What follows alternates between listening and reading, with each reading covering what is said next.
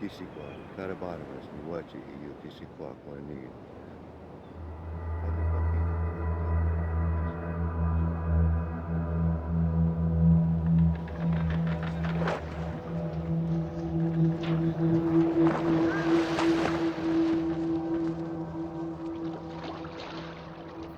It is a story at the heart of America. One richer and more surprising than we've been told.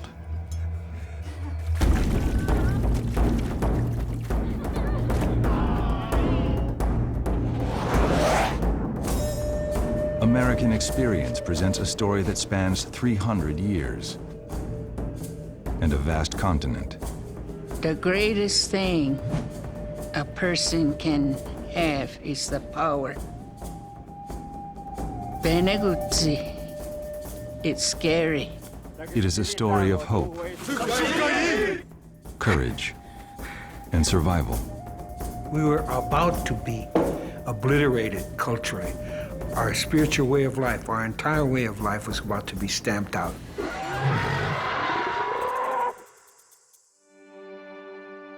Every tribe in this country has a time of horror, absolute horror, when they were confronted by this invader. What we did to the southeastern Indians, it's ethnic cleansing. It was done to them, so they did it back. But better. Whatever means and manner we could, since the Europeans arrived here, we've had to fight for our survival.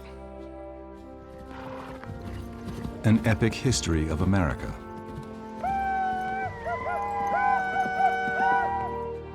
Seen through native eyes. Too remarkable. Too inspiring to ever forget. The Master of Life has appointed this place for us to light our fires. And here we shall remain.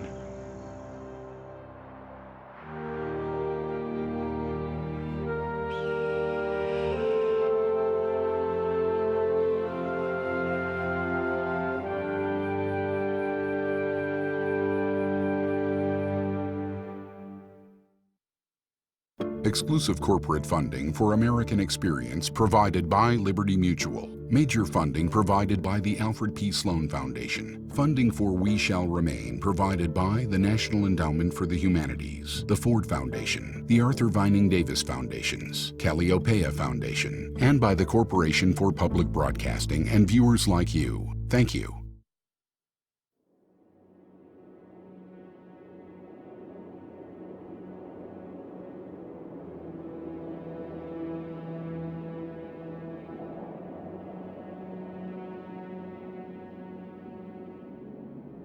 On a cold night in February 1973, a caravan rolled through the Pine Ridge Reservation in South Dakota. The cars were packed with 200 Indians, men and women, local Oglala Lakota, and members of the urban militant group, the American Indian Movement. They headed toward the hallowed ground of Wounded Knee, the site of the last massacre of the Indian Wars. Going into Wounded Knee that night, when it was dark and scary, and we were clinging to our weapons tightly. It was a full moon, and we knew that a battle was going to come. I was sitting there thinking of some of these young men that are around me. Am I committing them to die? I was ready to do whatever it takes for change. I didn't care. I had children, and for them, I figured I could make a stand here. They were up to no good. I mean, why would they be traveling in a caravan with all these weapons and all these Molotov cocktails if they weren't going to engage in some kind of destructive activity? By the 1970s, Native people, once masters of the continent, had become invisible, consigned to the margins of American life. Their anger and frustration would explode in Wounded Knee.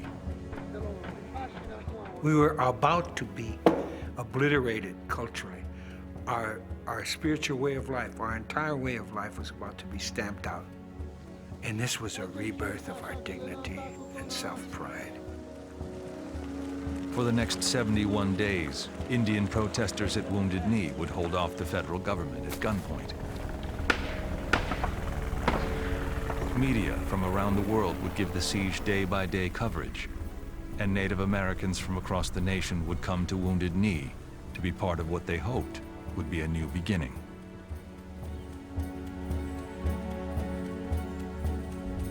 The message that went out is that a band of Indians could take on this government.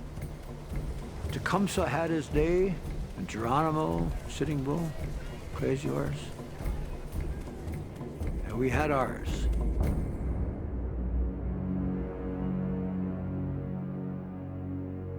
We have tonight one of the strangest stories to come along in a long time. A group of American Indians has taken over the town of Wounded Knee in South Dakota, and they have been holding it for nearly a whole day. This afternoon, the FBI said the Indians are in charge of the town.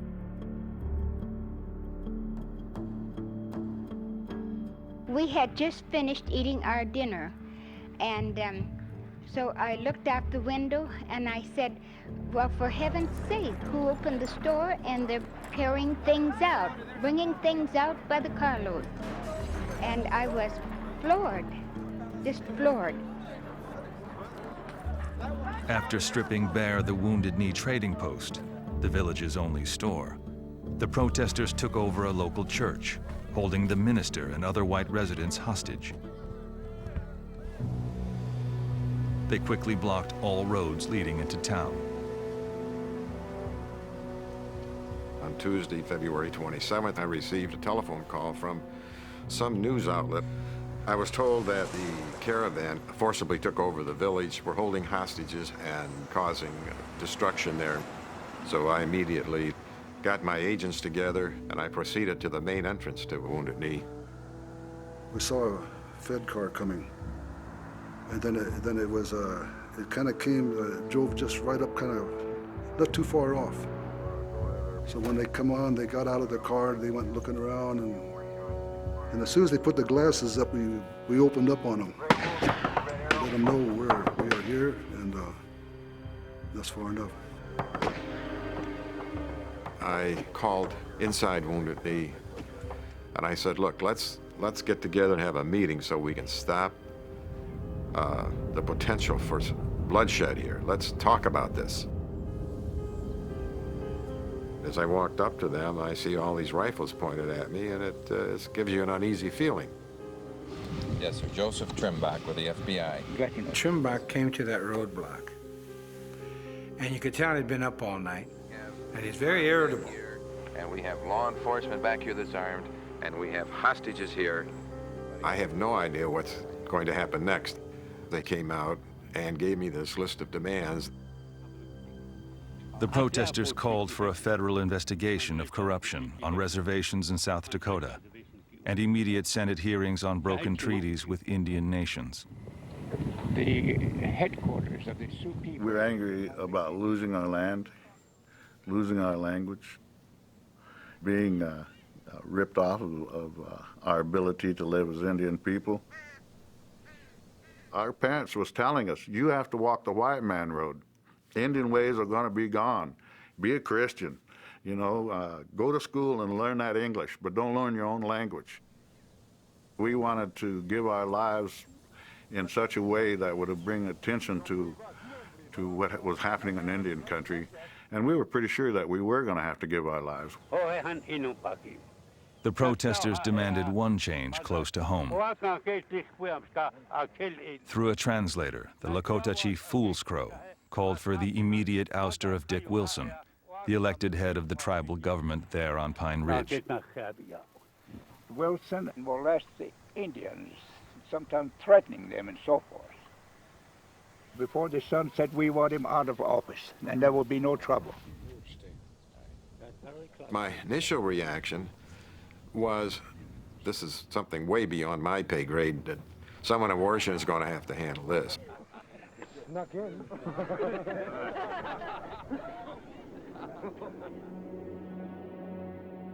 The standoff was unfolding on the Pine Ridge Reservation, home to the Oglala Lakota, not far from where chiefs like Red Cloud, Sitting Bull, and Crazy Horse had once led their people into battle.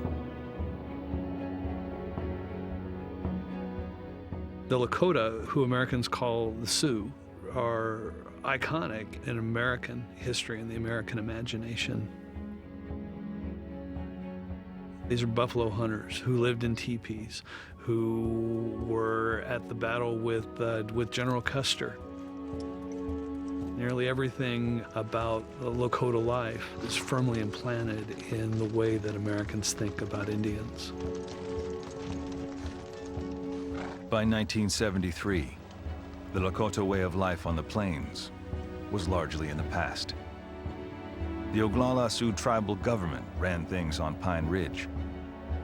And where traditional chiefs had once sought consensus, elected Chairman Dick Wilson ruled with an iron hand. He was like a Chicago ward boss from the 1930s. Big flour sack of a guy, wore dark glasses inside and out, was fond of drinking, and brought all his friends and family and cronies into office with him, in effect, gave them jobs on the federal payroll.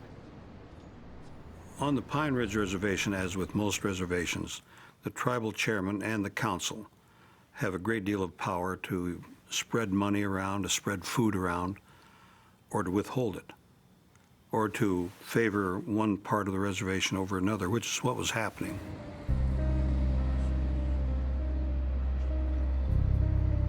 Wilson favored mixed-race, assimilated Indians like himself, and slighted the traditional Sioux who spoke their language, practiced their religion, and remained loyal to the traditional Oglala chiefs. Do you get any help from the tribal council? No. Dick Wilson's the president here. He's the worst one, I think. I mean, he's the, I don't know, he gets the most favorite thing. The federal census, I think every decade through the mid to end of the 20th century, show Pine Ridge as the poorest jurisdiction in the United States. So there's poverty, and then there's reservation poverty. When traditional Oglalas challenged corruption in tribal government, Dick Wilson responded with force.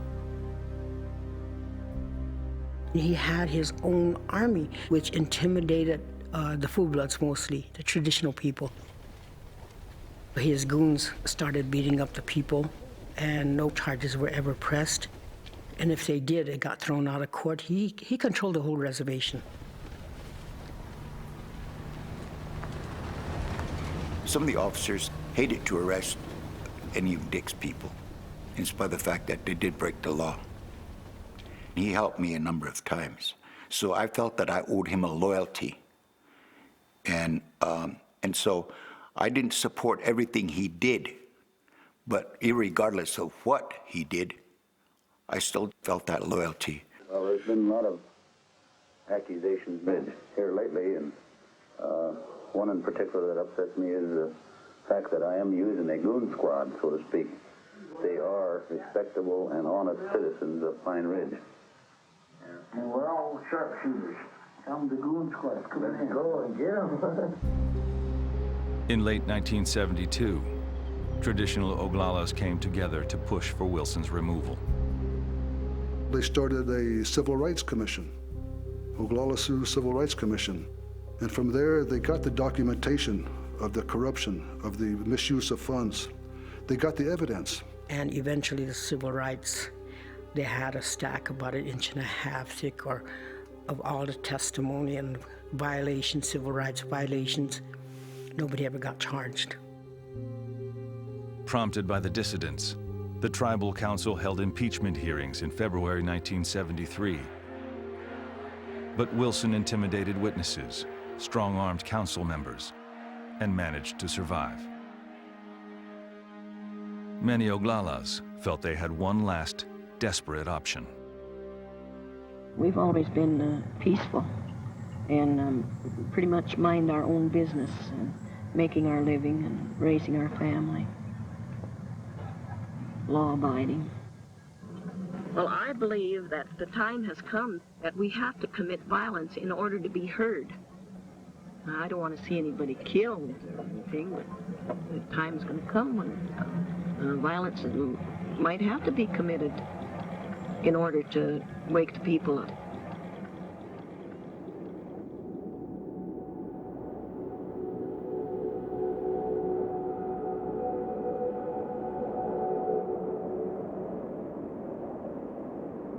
By the second day of the siege, the spectacle of armed Indians holding a town and 11 hostages had put the U.S. government on full alert.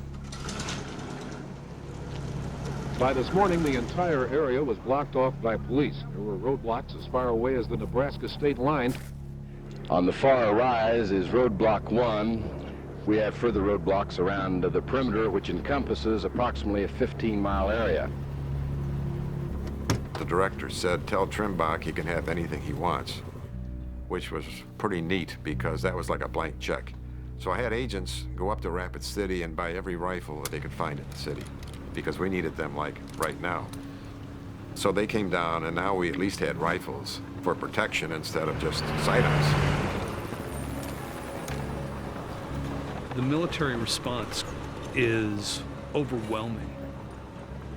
It involves plans using the U.S. Army to put down this rebellion. Clearly, there are people within the federal government who see a need to take it to the limit. I was awakened. There was a deep, rumbling, droning noise. And we were looking around and we were surrounded by armored personnel carriers, APCs. All of a sudden, we saw these 2 fighter jets coming, and they circled around. And from the south, they just came right at us. We thought it was over. That's napalm. Dennis Banks pulled out his pistol, and he started firing. Boom, boom, boom, boom. Then they were gone. You know, it was that proverbial last act of defiance. You know, here's that little mouse, and here comes the big, huge eagle. And the little mouse is standing there like this. On the afternoon of the second day, South Dakota Senators George McGovern and James Abourezk arrived.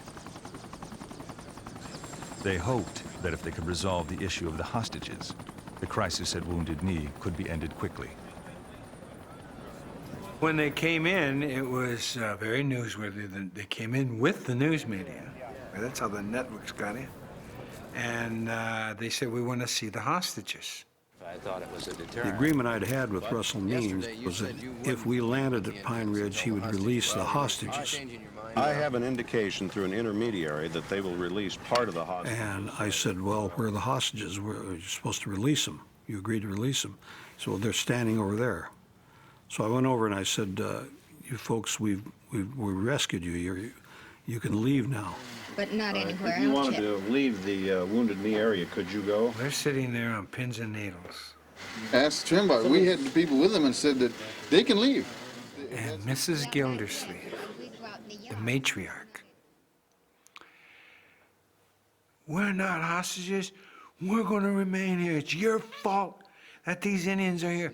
Have you listened to them? We're not leaving because you'll kill them if we leave. Once they realized no one was being held hostage, the senators hoped to persuade the protesters to stand down by offering to convene hearings on their concerns sometime in the future. We knew that a put-off, a stalling tactic would happen once there was no threat to any other lives other than Indian lives. You are going to walk away from here and say, after a while, Dokshialo, you know? And we're not going for Doksha anymore. We're not going for later anymore, Senator. I told you over the phone that I've bet, and everybody here and down there have bet with their lives. AIM decided that their strategy would be to confront the government and try to win the public relations battle. Prior to that time, being a Mr. Nice Guy didn't really work with the government. They didn't give a damn. So that's the reason that AIM thought this was the way to do it. 250 armed U.S. personnel now surrounded the village of Wounded Knee. It felt good. This is why AIM was alive. This is why we came to be. To stand up against the FBI, stand up against the U.S. Marshals, stand up against goons, you know, tribal police.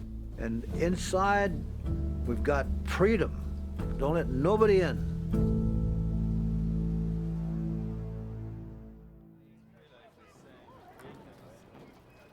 Since its founding in 1968, the American Indian movement had been divisive, its militant tactics controversial even among Native people. Created in Minneapolis by young urban Indians fed up with police harassment, the group had shown a knack for generating publicity.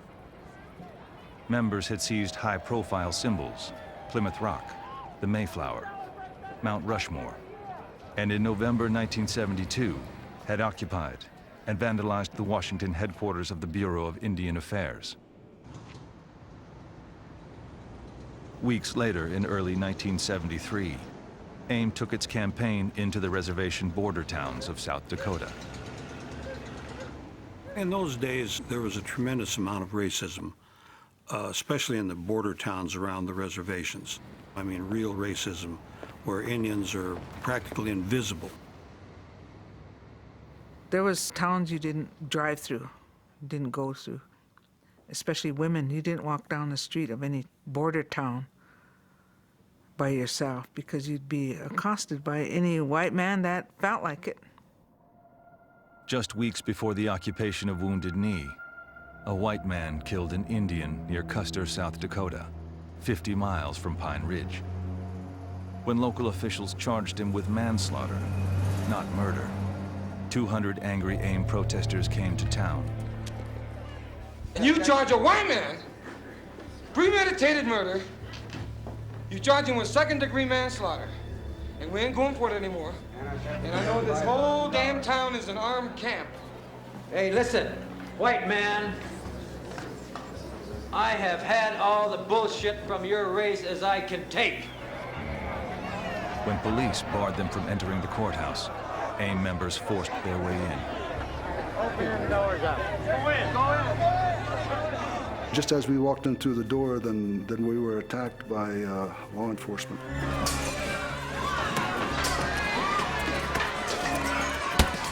We were fighting, and they come at me with the nightsticks, so I blocked it and took it away and started using it on them. I know I was right on the steps, you know, and things were happening. We bloodied the guy, we took the helmet away, we bloodied him up.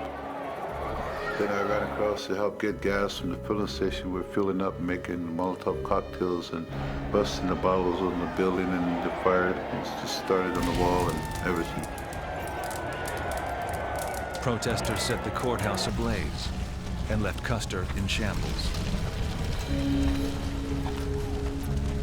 There was absolutely an element in AIM that considered itself a revolutionary organization who were comfortable being around guns, who absolutely loved the idea of AIM being outlaws, who just wanted to get it on. The confrontation in Custer caught the attention of the Oglala dissidents on Pine Ridge. 3 weeks later, when their campaign to impeach Dick Wilson failed, they asked AIM for help. Calling an AIM is attractive, but it's a roll of the dice. It's a roll of the dice because where AIM goes, chaos often follows, so that when those traditional chiefs bring in AIM, they're doing this in full knowledge that as they go down the road, they don't know exactly what's going to happen. The Oglalas had exhausted all legal options. They believed that to put an end to Wilson's harassment and intimidation, they needed what AIM could offer. AIM can bring bodies, they can bring people. They have phone numbers of people at TV networks who can get on airplanes and bring television cameras out. None of the established national Indian organizations can do what AIM does. The American Indian Movement's motto was anytime, anywhere, any place. And that was the most important job that we could do, is to be where there was injustice and to confront it. At a crowded community meeting, dissident Oglalas, 5 traditional chiefs, and AIM representatives finally arrived at a radical plan. Together, they would seize the town of Wounded Knee. They would force Dick Wilson from office and, for the first time in nearly a century, draw national attention to Indian concerns. The Oglala Nation is at a crossroads that can change the course of history for Indian people all across the nation. And I would like to ask that the chiefs listen very closely to what is being said here. There was this hesitation. No one could make a decision, and no one would endorse us. And then the women started to talk. Ellen Movescamp, a founder of the Oglala Sioux Civil Rights Organization, argued in favor of occupying Wounded Knee. This has been going on for a long time before we invited the American Indian Movement here. Because the people were scared, and they are scared of Dick Wilson and all his men. I don't see why all these people come from all over. I don't see why they can't take him and throw him out or throw him in jail or something, the way he's been terrorizing people here on a reservation. And I live in Pine Ridge at that gunpoint, but I'm not scared of them anymore. She was pushing, and she was pushing to spark something, and oh, it did. Finally, Fool's Crow, the oldest traditional chief present, spoke. "Go ahead and do it," he said. "Take your brothers from the American Indian Movement and go to Wounded Knee and make your stand there."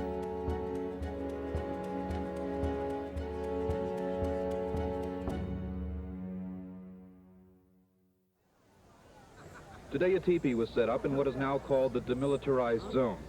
Both sides are meeting there to negotiate an end to the takeover, but the progress is agonizingly slow. There were negotiations going on almost always during the occupation. Attempts on both sides to reach some sort of agreement. Government negotiators were uncompromising. They rejected demands to uphold treaty rights and insisted that they were powerless to remove Dick Wilson, regardless of the charges against him, as he was chairman of a sovereign Indian nation. Talks stalled completely when the protesters demanded to deal with the U.S. Secretary of State. I understand they want Henry Kissinger out here. Do you think this is realistic? Do you think he'll come? Why not? You know, I don't see why the North Vietnamese should take precedent over the American Indian people. You know, we've been fighting this war for 400 years, and if he can spare the time to go over there, he should be able to spare the time to come here. But it will be correct to describe the current situation as an impasse. If there's such a thing as an impasse on an impasse, then that's what we have. Officials from the Departments of Justice and the Interior took the lead in negotiations. The attention of the White House was elsewhere, on the unfolding Watergate scandal. There was no question that the White House was distracted during this Wounded Knee siege. Although they sent mid-level officials out to run this siege operation, they didn't have their mind on it. Nixon had his mind on trying to survive the Watergate thing. Things might have turned out a lot differently had they not been distracted.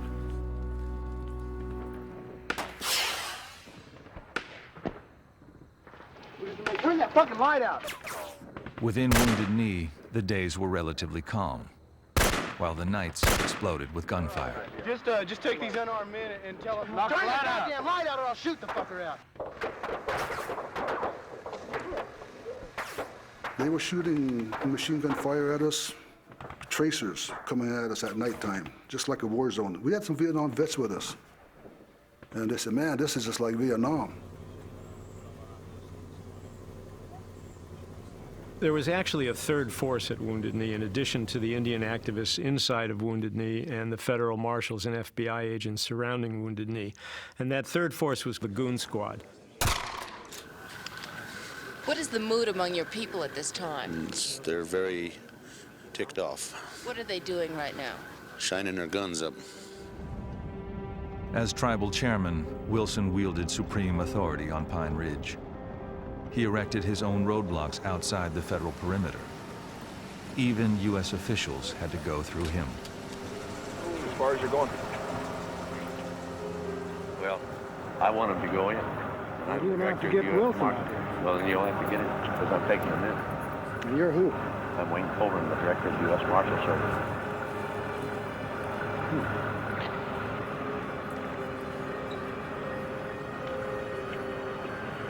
Well, what do you think? Should let him in?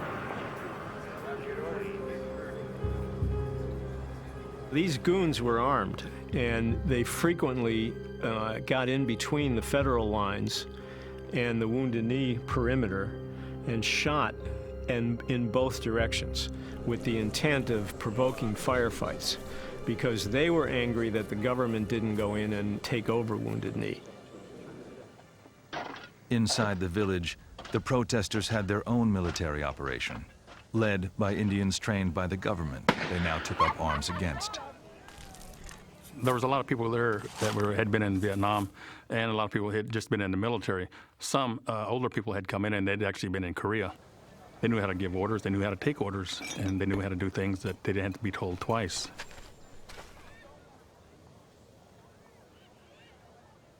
I knew we were making history for our people. It didn't all happen in the 1800s. We're still fighting in the modern day. I mean, that's how I felt, that it was a continuation, and that's why I was not afraid.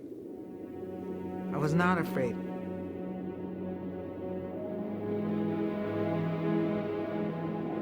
In the 19th century, the Lakota fought furiously to defend their territory against relentless American expansion. In 1868, embattled Lakota chiefs signed the Fort Laramie Treaty to protect more than 30 million acres of their land. But the United States soon reneged and forced the Lakota onto small, desolate reservations. Americans like to think that American Indian history is something in the past. I'm one generation removed from the genocide of my tribe. And every tribe in this country has a time of horror. I mean, a time of absolute horror when they were confronted by this invader. And some it happened almost 500 years ago. But as they come across the plains, our time of horror came in the late 1800s, and we remember it very well. In the frigid winter of 1890, Chief Bigfoot was leading a group of Lakota, mainly women and children, to shelter on the Pine Ridge Reservation. On the morning of December 29th, they were attacked by the U.S. Army on the banks of Wounded Knee Creek. My great-grandmother is Katie Warbonnet. She was a survivor at Wounded Knee. When the shooting broke out, she and her sister got Keeksawi, ran down into the ravine and made it to some plum bushes. And she could hear the firing and hollering, and then finally it was quiet. More than 300 Lakota people lay dead. After remaining untouched in the ice and snow for 3 days, they were buried in a mass grave. The massacre would mark the brutal end of centuries of armed Indian resistance.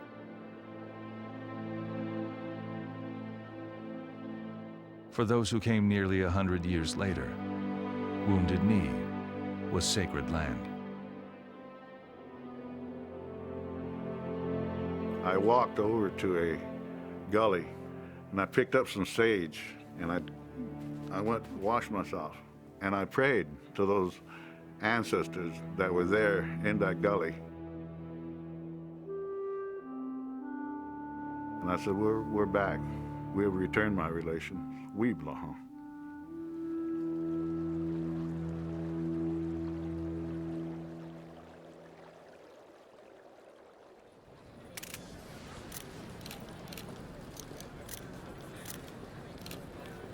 This is where the television crews await the hour-by-hour events in Wounded Knee.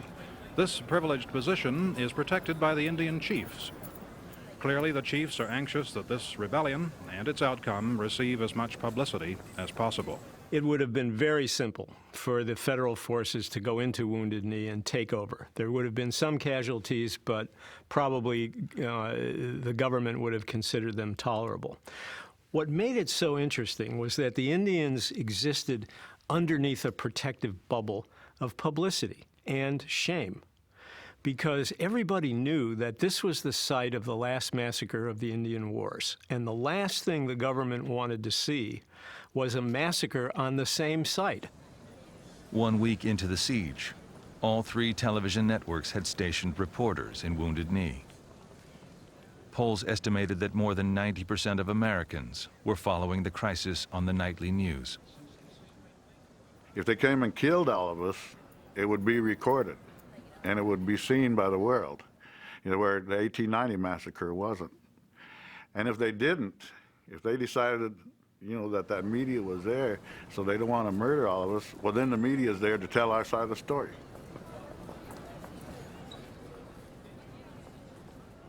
They wanted this stoic, American Indian man with a gun. America's picture of the Indian. We didn't care, as long as the word was getting out.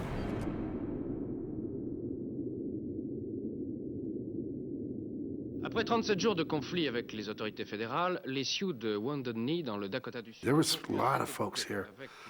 A lot of foreign press were here. And they made it out to be kind of a cowboy Indian adventure, More people wanted confrontation. That seemed to attract the viewers.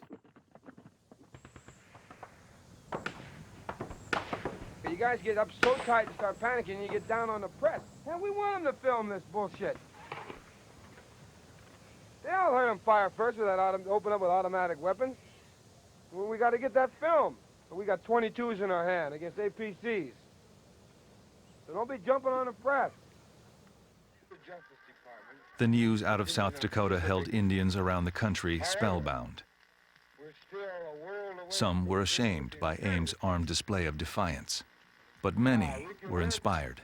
But critical problems remain to be worked out. I left school, and me and another guy left, and we drove in his car from, we were in Central California, and we drove up to Oakland, and from Oakland we drove back to South Dakota. Up until '73, when it started, I was never involved in anything politically, doing with either Native Americans or any other organization. I just felt like I should go up there, and I did. You all are not Oglala Sioux, I take it. I'm Chippewa. You Chippewa, where are you from? Minnesota. And what about you, sir? Where are you from? Winnebago, Wisconsin. Cheyenne, Oklahoma. And you're not necessarily all members of AIM, huh? We didn't say that. Oh, are you members of AIM? We didn't say that either. We're here to support our Indian people that are in Wounded Knee. This generation of Indians in the late 60s, early 70s, who for the most part, they've been to boarding school or their parents have been to boarding school, which was explicitly about getting Indians off the reservations, to not be Indian, to not speak their language. For those Indian people, it was this moment in which you could see on television, there was another way, there was another possibility. It was electrifying.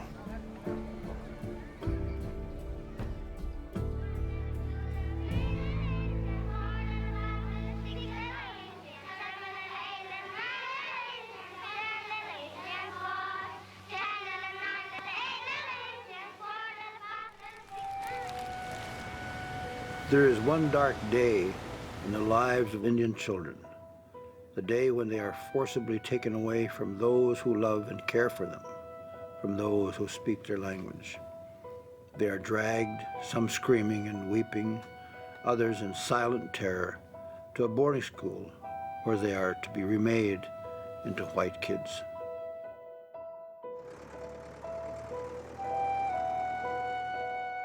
By the late 19th century, the Indian Wars were over.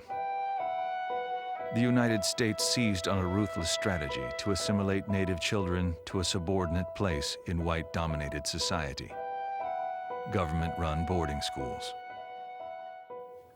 I was 5 years old. My mother was crying, and they were taking us off. And my sister Audrey, who also, you know, was like a second mother to me, and a very close friend as a sister. And my brother Mark, they were very sad. Within 2 hours or so after the buses filled up and we were down the road, this is the furthest I've ever been from my home in my life. And then, of course, it turns into evening, and we arrive at this place. I ended up in a place where nothing made any sense at all. You know, it wasn't home. It wasn't. I didn't know anything about school. Nobody ever told me anything about school. I didn't even know what the education was. I remember that I wanted to go home, period. I didn't want to be there, I just wanted to go home.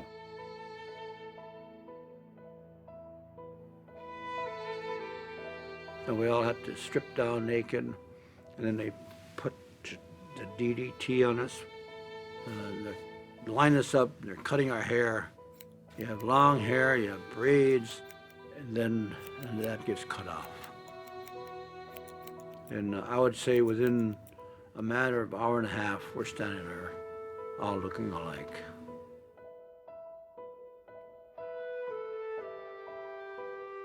Between the 1870s and the 1960s, over 100,000 Indian children were sent to one of the nearly 500 boarding schools scattered across the United States. Through the agencies of the government, they are being rapidly brought from their state of comparative savagery and barbarism to one of civilization.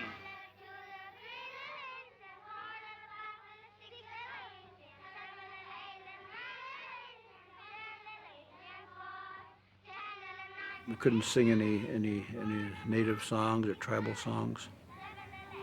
They just started using English. You could not use any other language.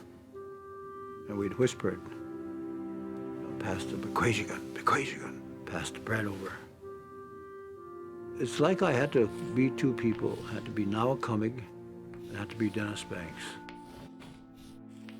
Now Cummig is my real name, my Ojibwe name. Dennis Banks had to be very protective of Now Cummig. And so I learned who the presidents were, and I learned the math, I learned the social studies, I learned the English, and Now Cummig was still there. This is education that was promised us, that was guaranteed us through the treaties. But it wasn't. It's torture, brainwashing. They called us many different names. Savage, dumb. And we got beat for looking like an Indian, smelling like an Indian, even speaking Indian. Everything I did.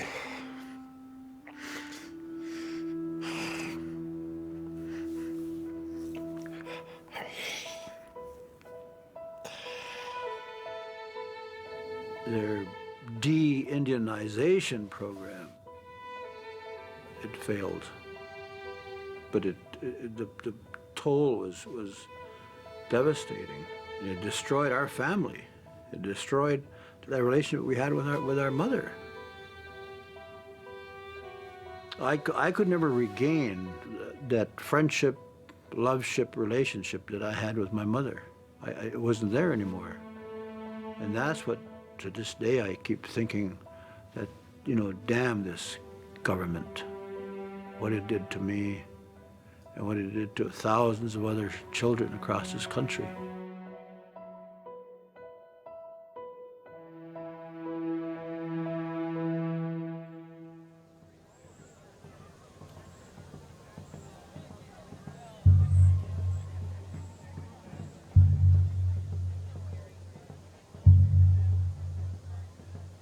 If the leaders at Wounded Knee are bent on violence, that is their concern. But I call upon them now to send the women and the children, both resident and non-resident, out of Wounded Knee before darkness falls tomorrow. The United States government sent an ultimatum to the people in Wounded Knee that if they didn't leave on a certain day that they were coming in, they would remove us by force. We are going to reject any kind of conditions that pushes us out of the Wounded Knee area until all of the issues of the Oglala Sioux are met. I told Dennis, just burn it. And at that time, we all started making preparations for making that last stand. We smudged everybody as they came up and painted them. When you go off to war, if you're killed in battle, then the paint will signify that you went there with the blessings of the pipe, and that you will go to the spirit world with great honor. I had this little bitty bag, little bitty fringes on it. I had one bullet in there, and I had a semi-automatic. And I only put one bullet in there, and somebody said, how come one bullet? I said, I'm going to wait, because if I'm going, I'm going to take somebody with me.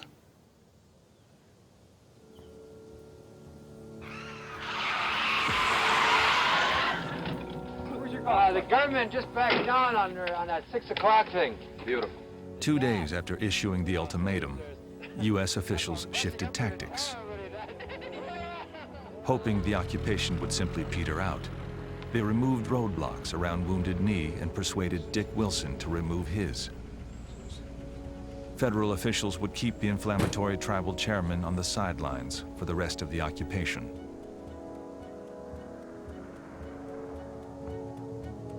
But when the roadblocks were lifted, new protesters and fresh supplies flooded in. On March 11th, revitalized occupation leaders made a startling announcement. The leadership of the Oglala Sioux here present in Wounded Knee have declared Wounded Knee an independent country. From here further, if any spy from the United States of America is found within our borders, they will be dealt with as any spy at a time of war and be shot before a firing squad. The battered hamlet of Wounded Knee was now the independent Oglala Nation. While U.S. officials hurriedly put roadblocks back in place, the new nation asserted its sovereignty.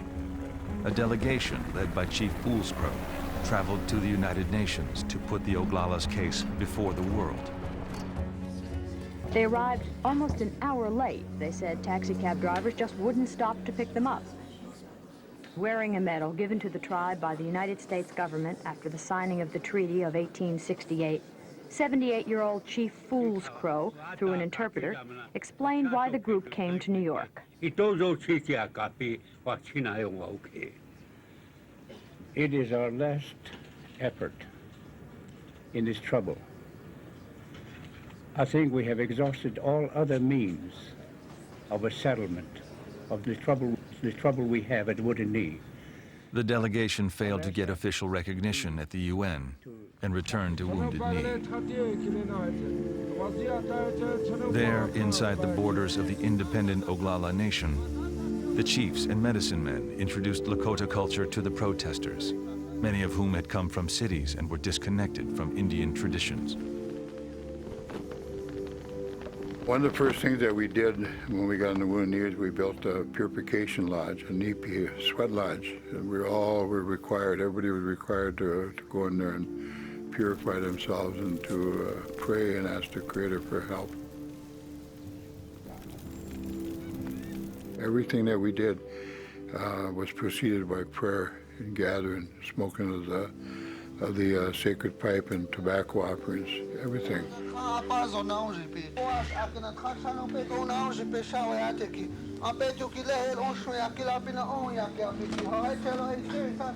The Indian movement was different than other political movements of the time because it defined itself as a spiritual movement.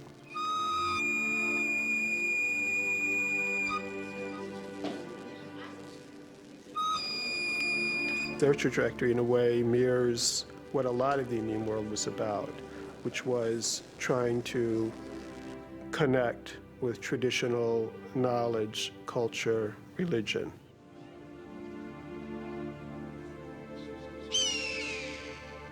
One of the things that AIM tried to do was to return Indianness to all Indians, whether folks lived in the city, on reservations, whether they spoke the language or didn't speak the language. If you were Indian, you could return to the tribe.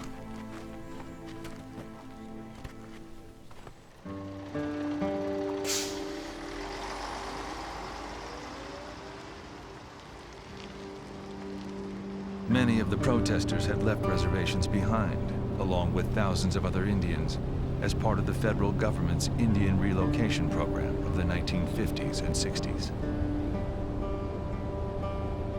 The government thought one way to solve the Indian problem was to relocate Indians from the reservation to the bigger cities. They couldn't kill the Indians anymore. That was out of fashion by the 50s. So they decided to experiment. They did a lot of experimenting with Indians. Relocation program was one such experiment.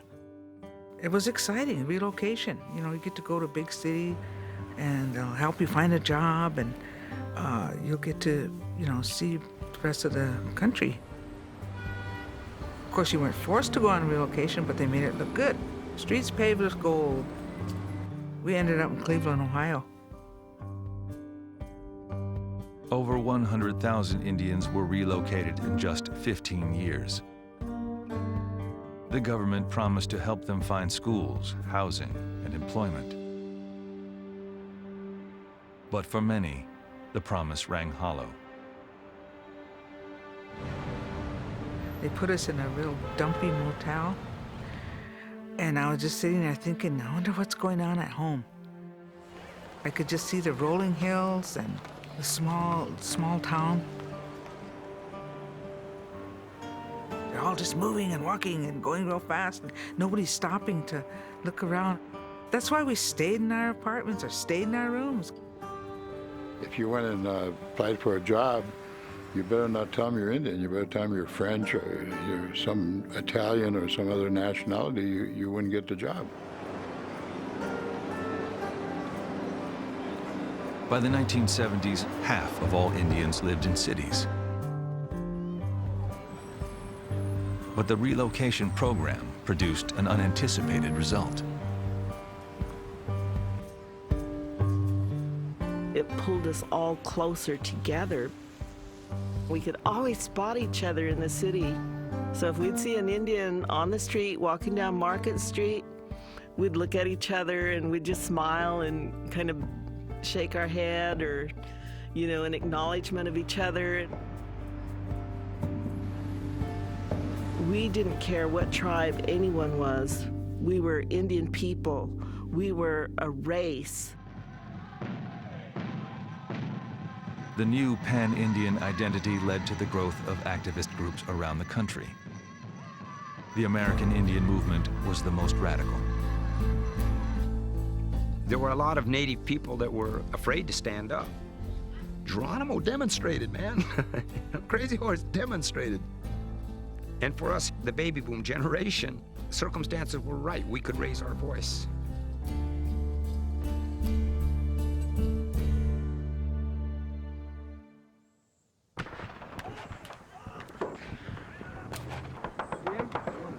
Over the course of the siege, government forces would pound the village with more than 500,000 rounds of ammunition.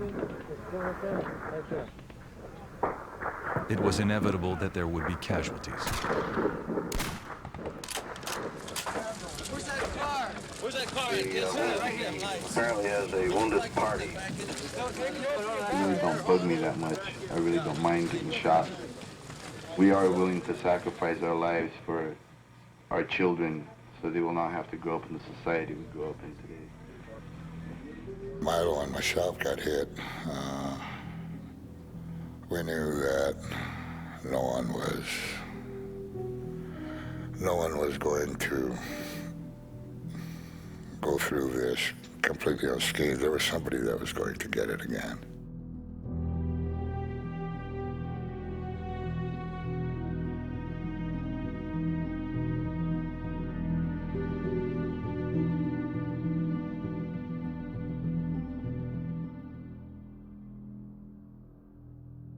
With the White House increasingly preoccupied with Watergate, the government had allowed the occupation of Wounded Knee to drag on. But at the end of March, the Justice Department sent a new negotiator who changed tactics. Shortly after I arrived, the lifestyle was somewhat changed of the occupants of Wounded Knee. The electricity was cut off. The water line was cut. Then Frizzell cut off the protesters' most vital lifeline. He ordered reporters to leave town.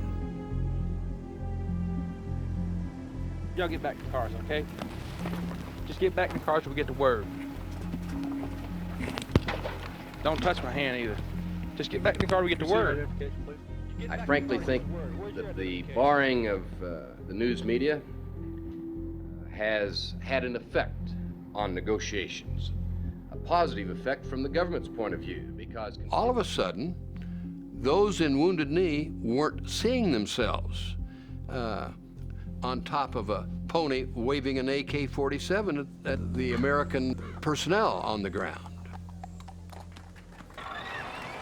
Just when the siege was officially kicked off the airwaves, it got renewed publicity from an unlikely source, Hollywood. That he very regretfully cannot accept this very generous award. Marlon Brando refused his Oscar for Best Actor in The Godfather in protest of the negative portrayal of Indians in the movies. Excuse me. Brando sent an Apache actress named Sacheen Littlefeather to represent him at the award ceremony, watched by millions.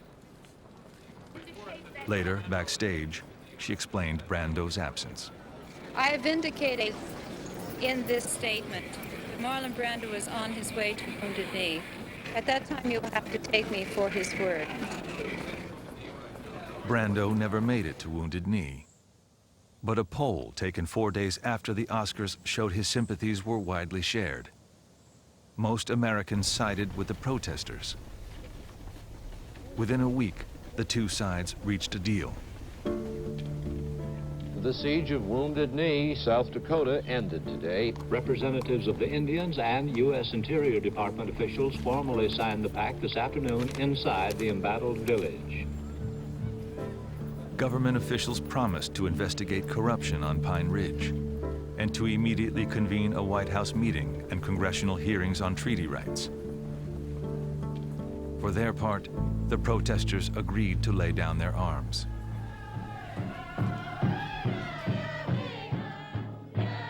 You know, the first thing Indians do is break out a drum. You know, so they started banging a drum and singing victory songs, and everybody was hooping and cheering, and that was a time when we really thought we won.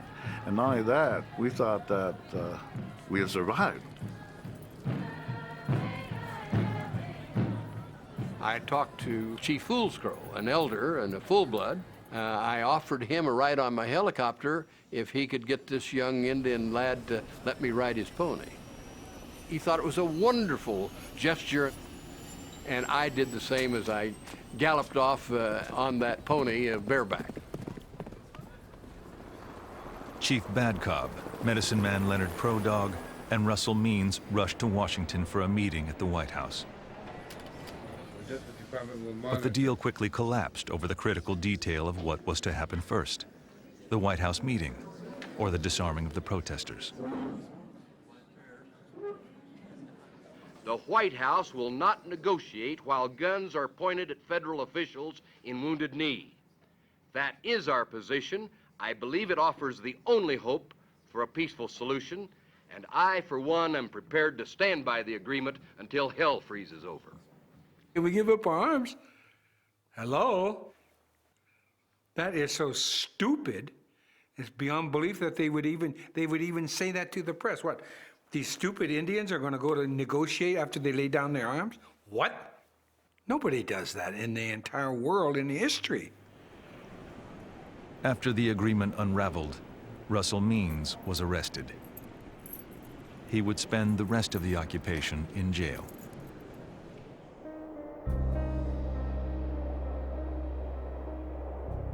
Fun and games, so far as I'm concerned, are over. A United States Marshal has been seriously wounded. Many of the some 300 persons in Wounded Knee are sick with bad colds. Doctors here report at least 15 persons have pneumonia. The garbage is piling up. The food is running short. 1 meal a day is now the rule, and that's not much of a meal. One time, one of the guys came in and he had a sack on his shoulders, and it was, I don't know, maybe a 50-pound bag of what they fed calves. So that's what we ate. We made pancakes out of it and whatever. We just treated it like flour. We had been rationing ourselves to 1 meal a day, 1 full meal a day. We are cutting that effective today to 1/2 meal a day. At the time, I was minding my own business in Boston, following the Wounded Knee story in the news like everybody else. One day, somebody walked into my office that I knew within the Boston anti-war movement. They had heard that I was a pilot, and they needed somebody to go in there who could fly over the federal blockade and bring them some food. If there's any plane comes by here today, we don't want anybody taking any pot shots at them things, because it's going to be making a food drop to us today. We operated out of Rapid City, South Dakota, 3 o'clock in the morning. We were over Wounded Knee about 40 seconds, made the drop, and we were gone. And 2,000 pounds of food landed in the village. At first, we thought we were being attacked. We thought they were gassing us, because what it was the flour exploding and creating a big cloud, but then all of a sudden, we said, hey, this is food, So we're all out there gathering the food, and the FBI opens up on us. The night before, a man named Frank Clearwater and his pregnant wife had arrived in the village. Clearwater said they had hitchhiked all the way from North Carolina.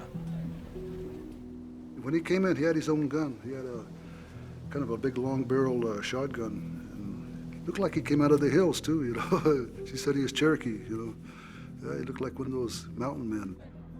They had ready-made cigarettes, which was a very big deal because we were all smoking in those days, and we were smoking cherry bark and things from the ground. And here was a ready-made cigarette. And so I remember Frank Clearwater lit it up, and we passed it around in a circle like a form of communion. When bullets began to fly on the day of the food drop, Frank Clearwater took refuge with other protesters in a church. As they hugged the floor in an effort to stay out of harm's way, a bullet tore through the plasterboard wall and struck Clearwater in the head. He had been in Wounded Knee for less than 24 hours. A brother named Strawberry had his hand on the back of his head, and he was holding his skull.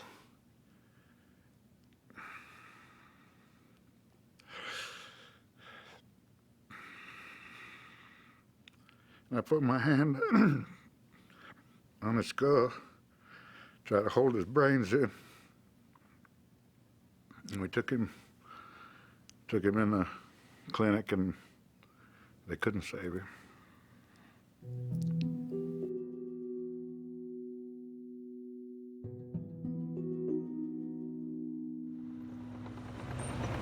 The first death intensified the government's determination to bring the siege to an end. In mid-April, a unit was put on alert at an army base in Colorado. According to plans leaked to the press, the government was prepared to move into Wounded Knee with armored helicopters and tear gas. The White House, the Department of Justice, were concerned with the confrontation going on all during the month of May into the summer. The college campuses, I was told, would be emptying out, and all the adventure seekers would be infiltrating Wounded Knee. I was given a 10-day deadline.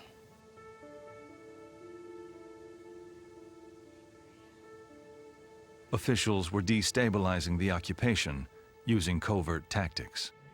I have some information I think that you'll be interested in, and it's based on a source that we have utilized in the past and has furnished us information in the past within Wounded Knee. Now, very frankly, I cannot identify him for obvious purposes. There were almost surely spies within Wounded Knee. The U.S. government had infiltrated the American Indian movement like it had infiltrated every political organization in the U.S. during that time. AIM knew that they had spies in their midst, and that was part of the FBI's game. Not just to have the spies to get information on what AIM was doing, but to get AIM guessing as to who those spies were, to get them paranoid and pointing fingers at one another. What is that? What did you point at me?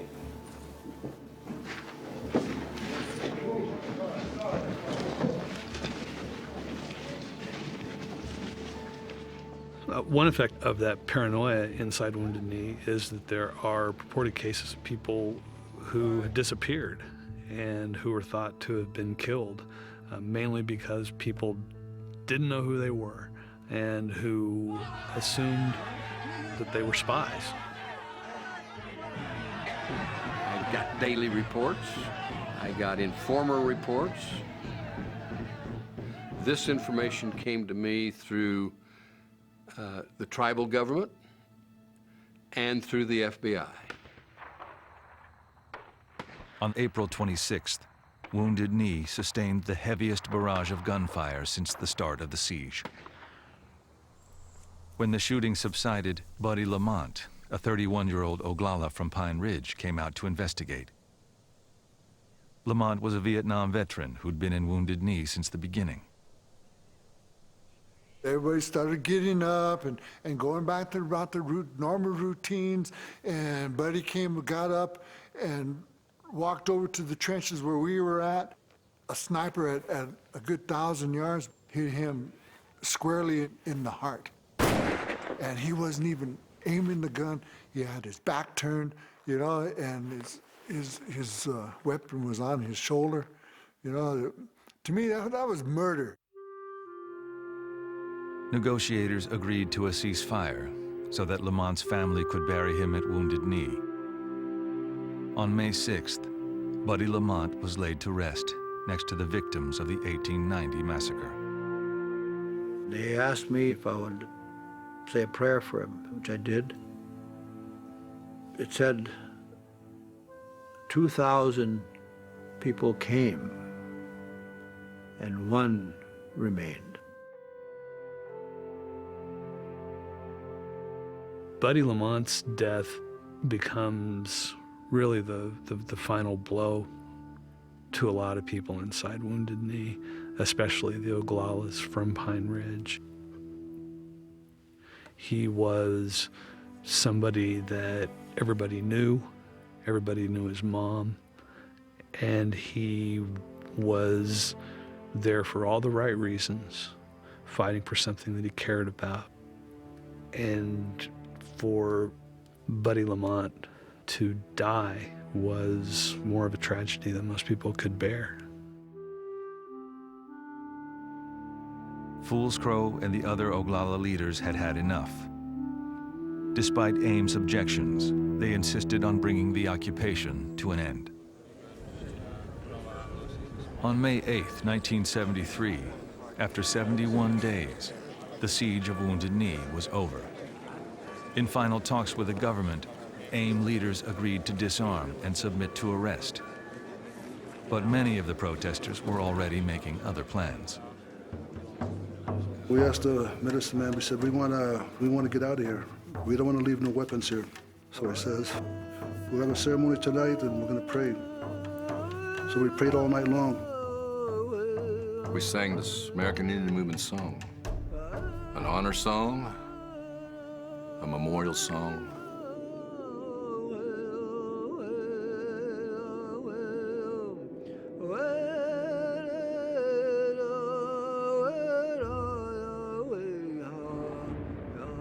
Soon it started getting cloudy. The night evening started raining, wind, rain, so they couldn't shoot the flares. Lots of people walked out. The spirits had a lot to do with it. The one that brought us out was an owl. And every time he'd hoot in a direction and then we'd go that way. And they did it right under the marshals' noses.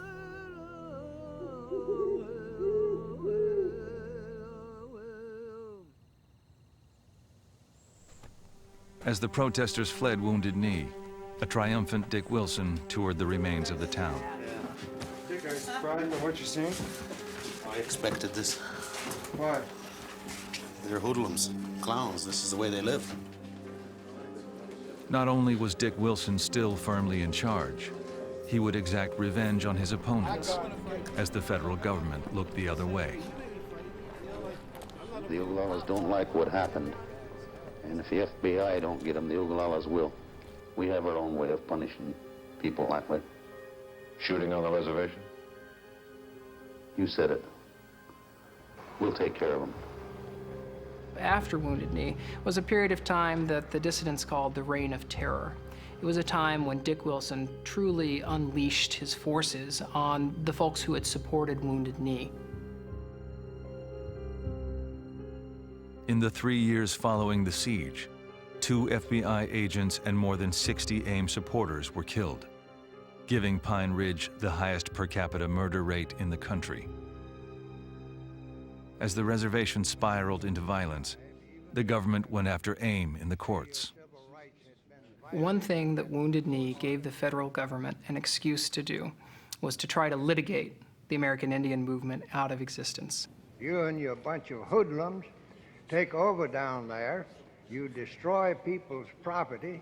Within months, more than 500 indictments were brought against AIM members, most on minor charges that were later dismissed. They succeeded in tying up AIM in court, and AIM at this point, with all those resources going into court, lost its way.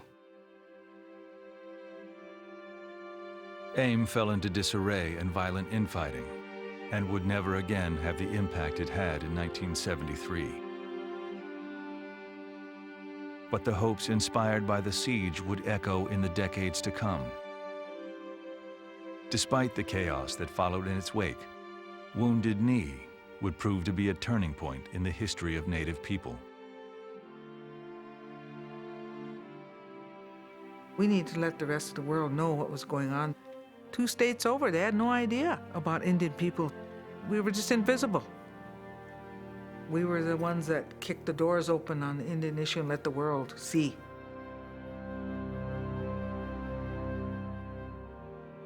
The good that came out of Wounded Knee was the entry into American Indian political life of people who had not been there before, who had not had a real voice. People learned they could tackle problems, create opportunities, and I think that coming out of Wounded Knee, people knew they could make a difference.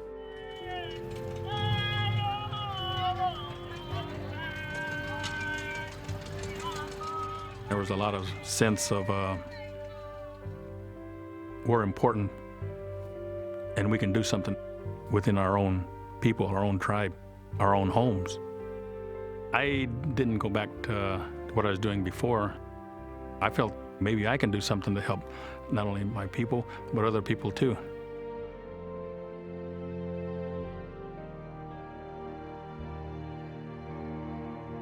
Native activism would spur the revitalization of Native cultures.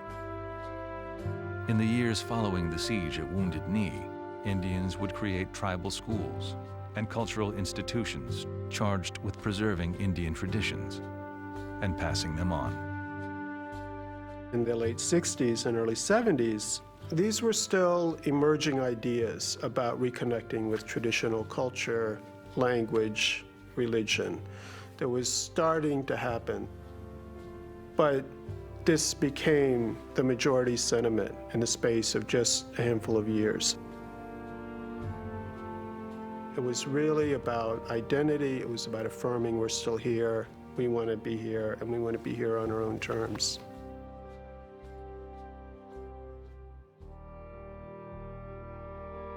Whatever went on in the 60s and 70s, it's an extension, it's a continuation. It's no different than what King Philip was about, or Crazy Horse was about. And whatever means and manner we could, since the Europeans arrived here, we've had to fight for our survival.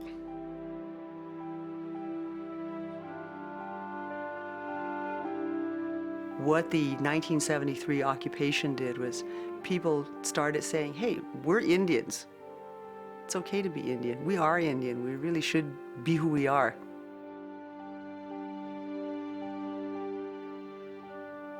The struggle that we have in the 21st century is to remain ourselves. Every one of us has to do our part to remain Lakota, to remain Indian, and to teach our children, to teach our grandchildren, and make sure that there will be children sitting in Sweat Lodge, standing at the Sundance in 1,000 years.